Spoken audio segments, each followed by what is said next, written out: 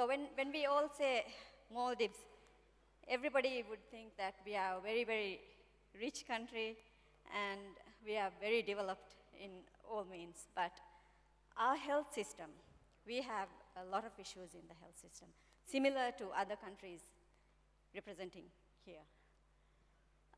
Cancer Society was formed in 2012, and it's just 6 years that we've been in existence. A very, very, we are in a very, very baby stages, I would say, compared to some of the NGOs present here. Our population is about 350,000 people. Very small compared to some other countries. So I'll just give a comparison first. Some of the activities that we've done are, Cancer Society is involved in screening, awareness creation, and we have a cancer support group that was formed 2 years back. And that is our pride now. We train facilitators because in our organization, we have only volunteers. And it's very, very difficult to reach across the whole of Maldives with 9 executive committee members and some volunteers. So what we do is train people from other islands. I will just, I'm sorry about, I'll just show the map, and if you, later, maybe during lunchtime, we'll be able to explain this, the screenings and awareness programs we've had so far. There are 20 atolls in the Maldives, and this is how it's separated. We've actually started our screening programs in the atolls by the help of a group of Singapore doctors. Some of our friends came around and helped us to start our screening programs. That is on breast cancer alone. So what we start to do is we go to the islands, we do clinical examination, and suspicious cases will be, they do an ultrasound scan. And for diagnosis, we'll be referred to Male, that's the capital, where the tertiary facilities are built. In all the atolls, there is health centers, but in every atoll, there is a capital. And in the capital, there is an atoll hospital, and in regions, in 6 regions, we have regional hospitals. So there's 3 levels of healthcare system. And only in the capital island, we have the tertiary hospitals. There is a government tertiary hospital and some private 3 tertiary hospitals. Cancer treatment is not available. I would say not available in the Maldives. This year, we have started follow-up treatment, and we have 1 surgical oncologist locally. In one of the private hospitals, there is a medical oncologist. He is an Indian, and this year they started a tertiary hospital partnering a Malaysian company, Sime Darby, and they have a group of oncologists, a team of oncologists as well. So that's the situation of Maldives. When we started the screenings with the Singapore team, it was annually 1 trip, first in 2013, and then 2014, we had 2 trips. Later, we thought, okay, now that we've learned from them, we will do it on our own. So we got some funding, and we have bought our own portable ultrasound scan, and we've started more screening trips. We have actually covered 16 atolls from 20 atolls now.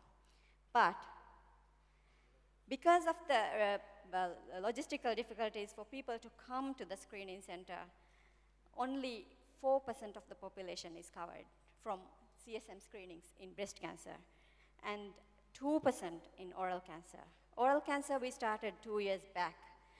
With the help of Kaki team, I would say, that is when we joined Kaki. A team from Kaki went to Maldives and helped us with our screening, one of the screening, and did a CME for the dentists in the Maldives, and we have started oral cancer screenings in dental clinics in the Maldives. Because why I'm pressing on oral cancer and breast cancer is because oral cancer is the most prevalent cancer in the Maldives, and from women cancers, it's breast cancer. One thing that is stressing me most is we have a lack of information.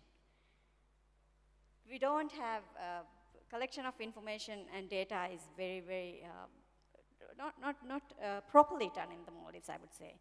But from the information that we have, the data we have, we see that 15% of cancer patients are below 18 years of age, which is very high to a small country. We actually don't know the reason. Nobody has done a research on it. It is a very taboo topic to talk about cancer, and it's after Cancer Society was formed that people talk about cancer now, and we do these screenings, and now we are able to say the word cancer as well.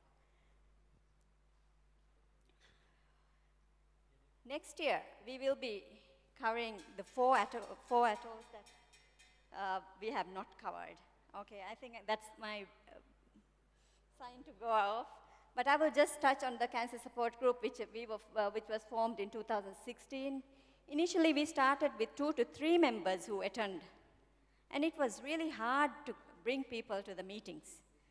But now, I would say, we have a Viber group, and 100 people is in the group. And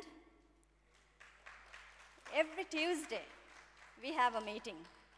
Every Tuesday, we have a meeting. 20 to 25 people join the meeting, which is a very, very good. And that is our pride now.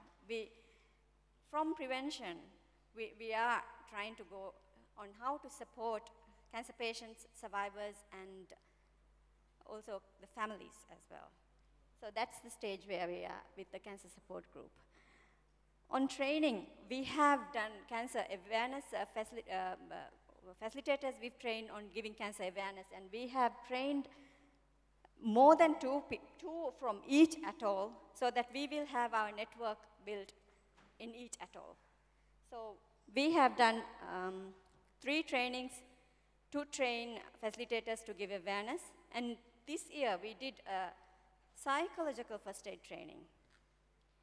That is for school health counselors and cancer support group members.